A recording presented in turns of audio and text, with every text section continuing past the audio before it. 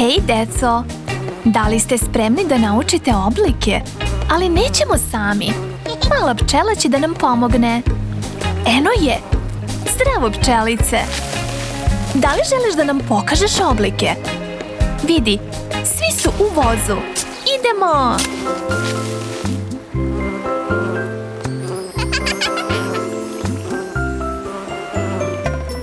Trougao,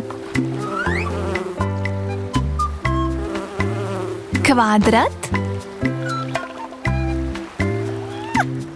pravougaonik,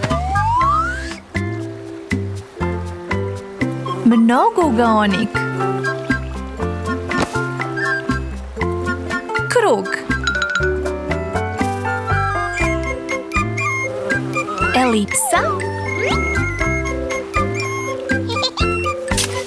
srce, zvezda, dijamant.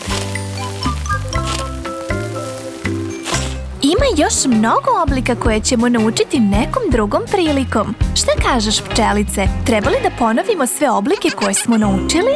Trougao, kvadrat, pravougaonik, mnogougaunik, krug, elipsa, srce, zvezda, dijamant. Voz kreće. Zbogom, pčelice! Hvala ti što nam pomažeš. Ćao, deco!